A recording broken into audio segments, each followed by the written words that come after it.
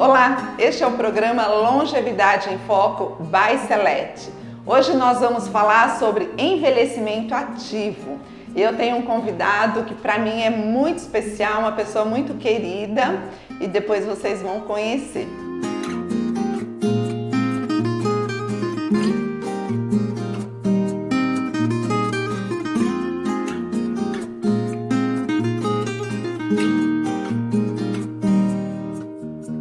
Terapeuta ocupacional, docente dos cursos de saúde da Universidade de Sorocaba, coordenador da Universidade da Terceira Idade da Uniso, profissional de apoio ao ensino e à pesquisa da Universidade Estadual de Campinas, tem experiência na área de tecnologia médica e gerontologia, atuando principalmente nos seguintes temas: estimulação cognitiva, saúde funcional e tecnologia assistida.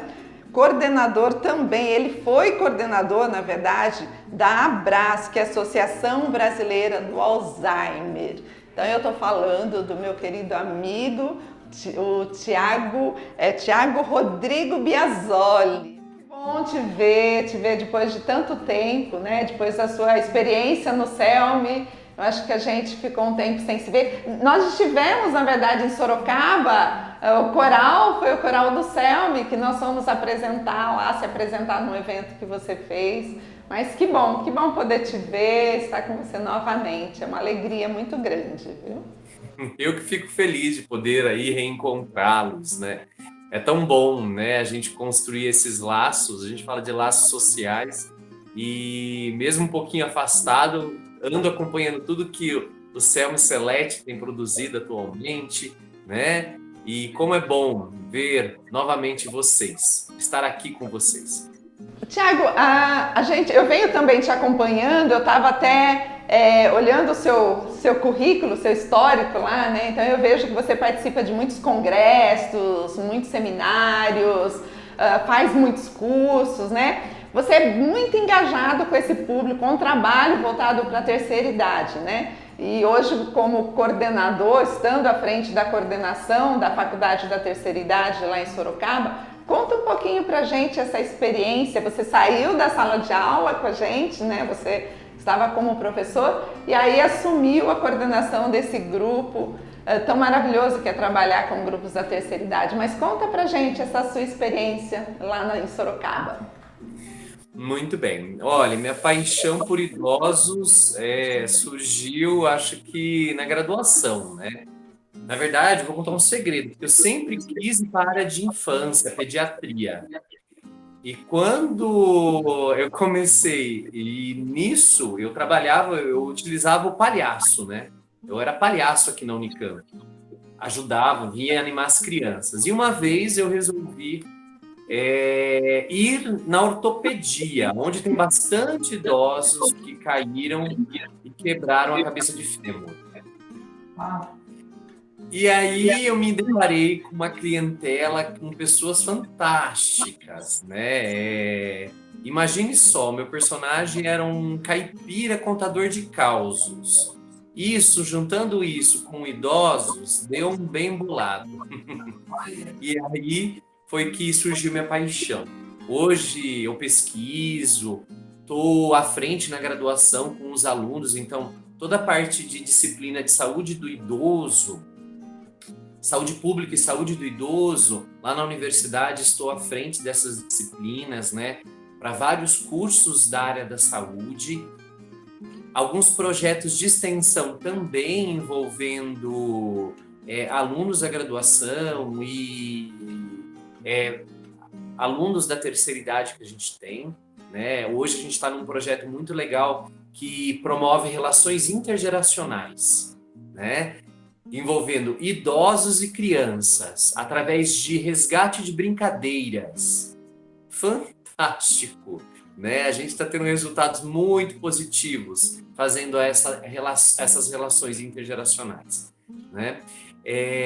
Na terceira idade também estou lá, a gente tem a Universidade de Terceira Idade da Universidade de Sorocaba, que aí está bem engajada na sociedade, com alunos bem protagonistas e atuantes em vários serviços aí, ligados à prefeitura, ligados a algumas associações.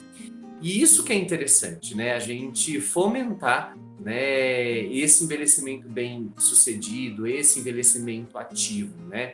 Uma das coisas que são pilares, né, para essa característica, esse tipo de envelhecimento, é a participação, é o protagonismo, é o engajamento social.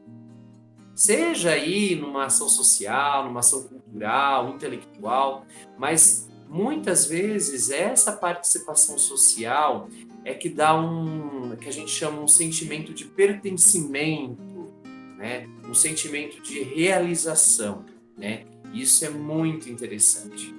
Eu gosto muito dessa fala, dessa questão de ser protagonista, né? O que eu costumo falar muito aqui, porque o momento que você dá, a partir do momento que você dá voz para esse idoso, você permite, né, esse protagonismo, você permite com que ele se sinta realmente um cidadão participativo, um cidadão incluso, né, todo esse contexto, né? Então, quando a gente fala, porque a gente vem, né, Tiago, de uma cultura onde a pessoa envelhece, ela perde a sua voz, ela perde o seu espaço, ela perde, né, ela fica meio que marginalizada, então ela não serve mais para nada. Então a gente por muito tempo viveu essa cultura do idoso, né? E hoje a gente vê de uma forma diferente. Então esse protagonismo que o idoso tem hoje conquistado, eu acho que ao longo desse tempo aqui, tem sido muito importante realmente para que ele não só participe, mas para que ele possa compartilhar as suas histórias, né? Porque senão a gente vai ter essas novas gerações sem história, né? E o idoso nada mais do que isso, disseminar essa história de vida que vai construindo, essas novas gerações vão construindo as suas histórias a partir dessa, né? Dando uma continuidade. Então eu gosto muito dessa parte quando a gente fala de protagonismo, né? De participação. Então, para mim, o envelhecimento ativo, ela tem muito disso e eu acho que é extremamente importante, né? A pessoa, quando ela se sente empoderada, quando ela se sente parte, ela muda, né? Ela muda a sua forma de ver a vida, a sua forma de cuidar de si mesmo, não é verdade? Toda a trajetória do percurso de vida, independente da faixa etária, né, tem suas limitações e suas potencialidades.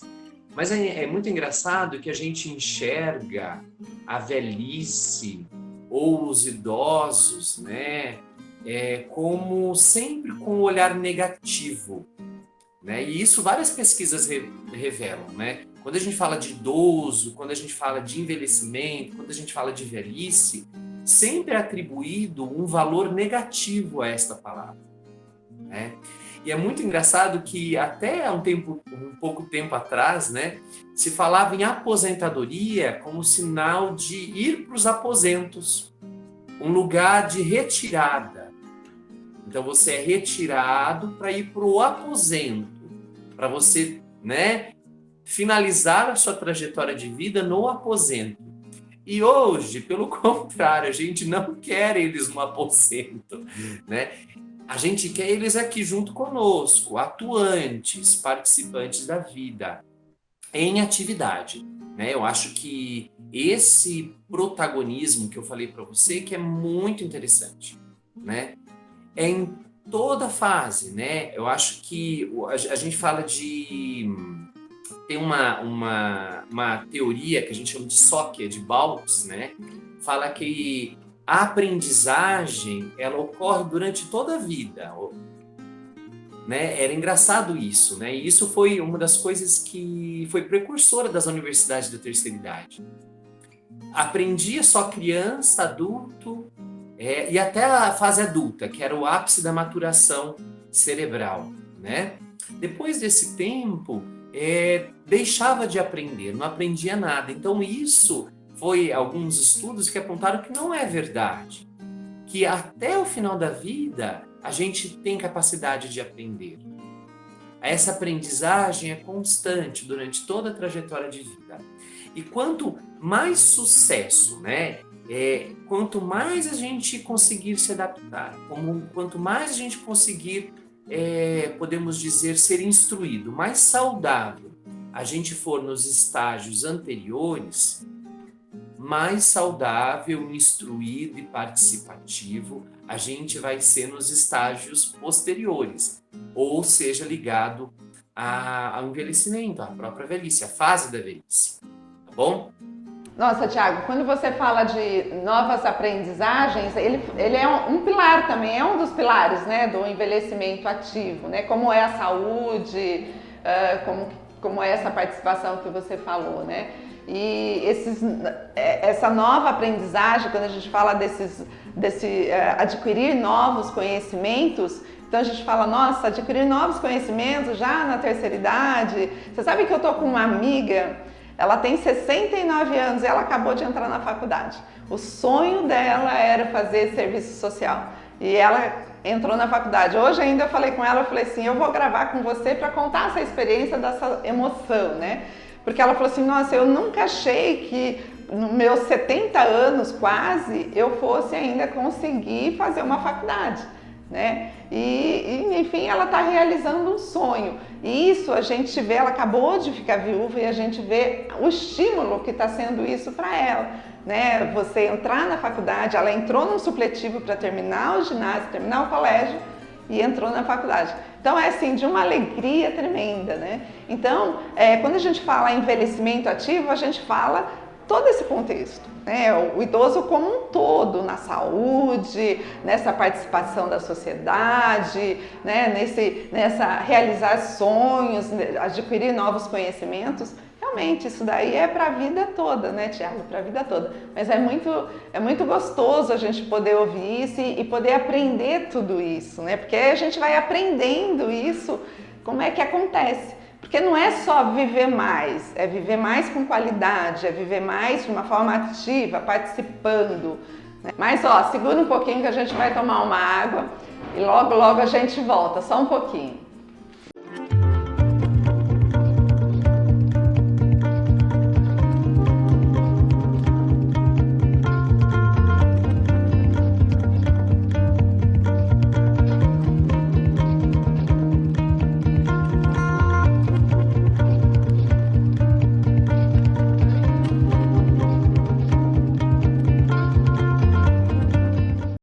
Então, qual é o papel do idoso nesse contexto, né, social que nós vivemos hoje?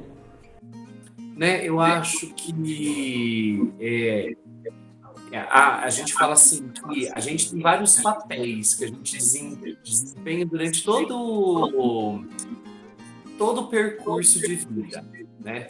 Então, o que se espera, por exemplo, de uma criança? Principalmente que ela aprenda, que ela vá para a escola, que ela brinque. A gente tem papéis atribuídos aos adolescentes, aos jovens, aos adultos. E na hora que chega nos papéis atribuídos aos idosos, parece que some tudo. Né? Então, parece que o João deixou de ser João e se tornou um ser aposentado. Né? Virou um estigma. Né? Ele perdeu seu papel, ou seja... Sim, mas esse João, ele é filho, ele é pai, ele é avô, ele é trabalhador ou aposentado, mas que exerceu, né? Ele pode ser amigo de muitas pessoas, pode ajudar... Ele tem uma história de vida, né? Ele traz uma história de vida. Sim, sim, né? E aí é muito interessante a gente descobrir esse lugar do idoso na sociedade, né? Ele não deixou de ser, né? Ele não deixou de ser o João, só o fato de estar. Parece que a gente tem uma ruptura, né? Por isso que eu não gosto muito de estratificar ou a idade ser um limite. Porque a gente tem, por exemplo, pessoas de 60 anos é que tem um potencial gigante ainda. Tem pessoas de 60 anos que estão num quadro de fragilidade. Então, é muito difícil você colocar todo mundo num pacote só, né? Então, hoje, e eu trabalho na saúde aqui, a gente está indo migrando para outro departamento, né? A gente está indo para... Aqui na saúde, a gente chama Classificação Internacional de Doenças, que é o CID, né? Cada pessoa que entra no hospital tem um CID. E a gente já está num processo migratório, que é a medida de independência, né, da funcionalidade. Né? A gente chama de MIF, né? Sai da CID e vai para MIF. O que isso significa? Que mesmo que eu tenha doenças, né? Mesmo que eu tenha doenças, eu posso ou não estar afetando a minha funcionalidade, que é essa capacidade de participar da vida. E aqui a gente vê muito isso, né? A gente vê uma senhora que às vezes não tem nenhum quadro, não tem nenhuma patologia, nenhuma doença. E aí se pergunta, minha senhora, que nota você dá para sua saúde? Ela fala assim, meu filho, não está muito bom não, eu dou 5. Aí a gente recebe um outro senhor que tem todas as doenças e muito mais, né? E aí você fala assim, que nota você dá para a sua saúde? Esse senhor já tem várias doenças crônicas, já tem quase por exemplo, uma diabetes que levou a amputação de um membro, que levou talvez uma limitação visual. E aí ele fala, nossa, mas tá bom, filho, minha vida eu dou 8 para minha saúde. Então, saúde, ter ou não doença, não é um critério de saúde. E a gente aprendeu isso na prática, né? E aí, cada vez mais a saúde está sendo relacionada com a capacidade funcional. Ou seja, como aquele indivíduo vive, como aquele indivíduo participa do dia a dia, participa das atividades do seu cotidiano. Né? Então, é muito interessante esse movimento que está ocorrendo também aqui na saúde, né? Na área da saúde. Tá bom? Onde eu quero chegar? Velhice não é sinônimo de doença. Velhice não é sinônimo de dor. Velhice não é sinônimo de sofrimento. E a gente ainda, em todas as pesquisas que a gente observa, tem um valor muito associado a isso. Que velhice como sinônimo de todos esses elementos que eu falei. E não é isso. Né? Então, a gente quebrar esse estereótipo negativo associado a essa faixa etária. Né? E aí, falando dessa questão de que envelhecer, ela não está necessariamente ligada à questão da saúde, né? Você pode ter, né, vários problemas, sei lá, mas a forma como você enxerga, a forma como você olha para si mesmo, né, o seu contexto de vida, como você disse, tudo. Mas aí vem a Organização Mundial de Saúde, quer classificar, né, a velhice como como doença. E aí teve todo aquele movimento que justifica, da forma que você falou, justifica, muito mais que justifica, e eles entenderam isso, né? Que realmente a velhice, ela não é doença, ou seja, se você morre, não é porque você está velho, né? Então, eu acho que esse movimento, ela trouxe para a gente, acho que para muita gente, essa reflexão também, né? Do envelhecimento, dessa questão da saúde, dessa questão de como você vive, como você vê o mundo, como você está todo inserido nesse contexto social que a gente vive, né? Então, eu achei extremamente interessante, e eu vi que você gravou algo também em relação a isso, né? Sobre esse movimento. Sim, né? Isso foi em vários países, né? Aqui a gente teve o pontapé inicial da Sociedade Brasileira de Geriatria e Gerontologia, que se uniu com várias outras associações e conselhos de classe, né? Então, os conselhos regionais de medicina, de fisioterapia, terapia ocupacional, com algumas associações ligadas, por exemplo, à doença de Alzheimer, à doença de Parkinson.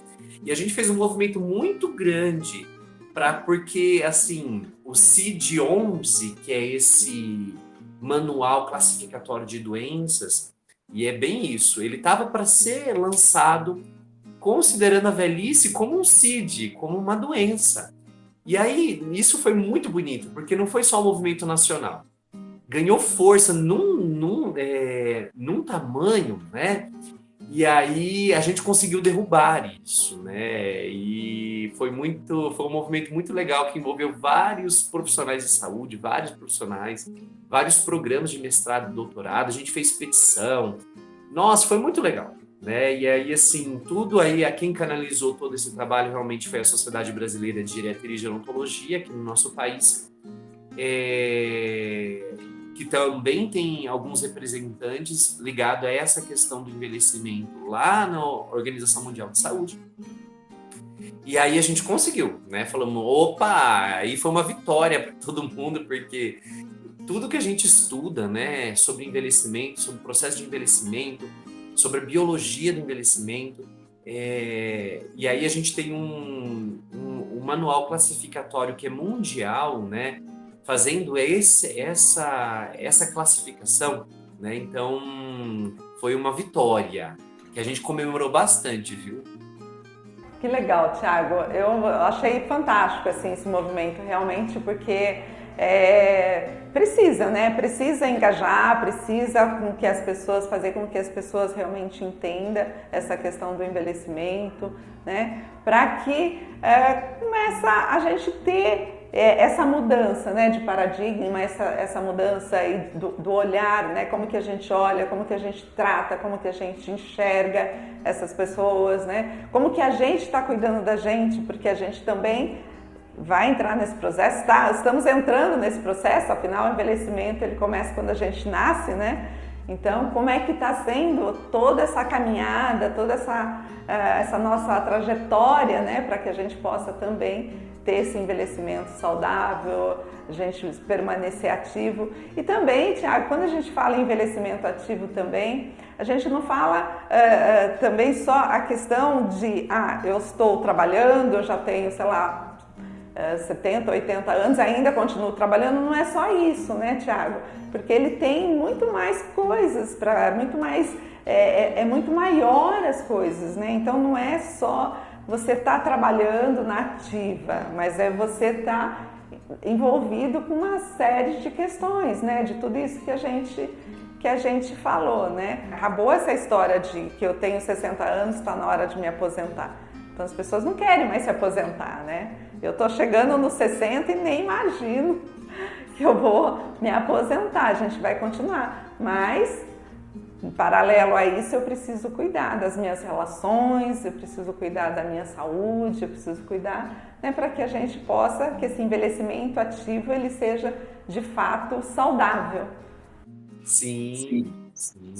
Em todos os contextos, né, Linda? A gente vê, por exemplo, hoje tem indivíduos que aposentam perto dos 60 anos. Claro que aí com a pandemia a gente teve até uma mudança aí da expectativa de vida, a gente reduziu um pouquinho a expectativa de vida dos brasileiros, mas assim, estamos quase nos 80. Então, vamos imaginar que esse indivíduo se aposenta com 60 anos, ele tem 20 anos pela frente. 20 anos é 20 anos. E muitas vezes a gente tem uma associação que aposentadoria, para alguns, né, é como sinônimo de férias, né? É planejamento de uma férias. E não é bem assim, né? Não é um projeto de férias, tem que ser um projeto de vida, porque tem 20 anos, muitas vezes, pela frente. Né? Então, também é algo que precisa ser muito trabalhado, eu acho. A gente chama dos programas de preparação para aposentadoria, os PPAs, né? Tem um valor fundamental, né? Como é bom a gente estruturar isso, né? Porque, além dessa noção de que não é um projeto de férias, a gente tem a questão aí dos papéis, né? Então, eu deixo muito do que nós somos, né, Orlindo, está atrelado à nossa profissão. Né? Então, por exemplo, é muito engraçado, eu estou aqui conversando com você, mas normalmente você me apresentou, uma das primeiras coisas que você falou é a questão da minha profissão. Eu sou o Thiago, em segundo lugar, a profissão. Né? E toda entrevista começa assim, seu nome e profissão. Então, muito do que a gente dedica nosso tempo, e muitos dos nossos valores, significados, importância, ou aquilo que eu atribuo sentido na minha vida, está atrelado ao trabalho, né? Então, esse distanciamento do trabalho é muito difícil, porque muitas vezes a gente percebe que a pessoa ela entra em conflito com seus valores, né? Se eu sou aquilo que eu faço, se eu deixo de fazer, quem sou eu? Bom, Tiago, acho que o nosso tempo acabou, mas eu queria ainda que você desse uma mensagem final, acho que fechasse, né, de tudo isso que a gente conversou, que você fechasse aí essa nossa fala do envelhecimento ativo e a mensagem que você deixa para todo mundo. Eu, incluindo o que você falou, os sonhos não envelhecem, né? Então, independente da idade, independente se você tem uma doença ou não, acredite, né? Eu acho que não deixe de sonhar, né? Eu acho que é muito importante, às vezes, a gente resgatar mesmo, né? Nossos sonhos, né? Poxa, o que eu cumpri, o que eu não deixei de cumprir, e por que não, né? Não tentar, né? Eu tive uma senhora que me chamou muita atenção, porque ela tinha Alzheimer, e aí eu fui conversar com ela, e ela falou assim que tinha um sonho de conhecer o Roberto Carlos. E a família falou, nossa, mas ela tem Alzheimer. Olha lá, o Alzheimer primeiro que a pessoa. Como que a gente vai levar ela, né? Eu falei, vamos, né? Menina do céu, você vê essa mulher no show do Roberto Carlos, ela se transformou. Era o sonho dela. E é muito engraçado que, mesmo tendo Alzheimer, que faz um desajuste na memória de curta duração, ela lembrava de tudo. Tudo, que o Roberto Carlos deu uma rosa para ela. Então é muito legal, os filhos até ficavam possessos comigo. Tiago, como? Ela não lembra nem de mim, mas lembra do Roberto Carlos. Então, o que é significativo fica na memória, fica na nossa vida, né? Então a gente precisa correr atrás disso, aquilo que dá sentido. E muitas vezes é os sonhos que alimentam aí esse sentido, tá bom? Então, não deixe de sonhar, né? Esse é meu conselho, certo? E, por último, acho que em 2019 a gente teve tudo que era de temática, de leis, de decretos, a gente unificou, né? Em 2019 teve um decreto que é um 9921, ele unificou tudo que é da temática de idosos. E é legal, uma das coisas que é o protagonismo do idoso é conhecer os meus direitos, né? Claro que tem o Estatuto do Idoso que foi integrado a isso também, mas é legal a gente pegar isso na íntegra, ler, né, para saber, olha, quais são meus horizontes, o que o Brasil me oferece, até onde eu posso ir, né? Às vezes a gente se limita, mas eu não posso, não tenho condições, às vezes a gente tem uma estrutura também para isso, né? Só que muitas vezes a gente não conhece, tá bom? Então é isso. Conheçam mais, aprendam mais, não deixem de sonhar. Ai, que legal. Ai, Tiago, que delícia conversar com você, que delícia poder te ouvir, né? E aprender um pouquinho mais, porque a gente vai aprendendo, com certeza, o tempo todo, né? Então, a gente encerra aqui. Muito obrigada, de coração, né? A gente poder ter esse tempinho aqui juntos, eu fico muito feliz. Obrigada por ter aceito esse convite para fazer esse programa. E vamos aí continuar, né? Você com seu projeto, você com a Faculdade da Terceira Idade lá em Sorocaba, eu aqui com o nosso grupo, e assim a gente vai trabalhando e unindo forças aí para poder fazer cada vez mais para esse público que é tão importante e tão especial para todos nós, né? Então, muito obrigada, Tiago, e até a próxima vez. Obrigado, gente. Ó, beijo. Um dia eu passei pra gente tomar um café. E assim a gente encerra nosso programa de hoje. Ficamos por aqui e até a semana que vem. Tchau, tchau.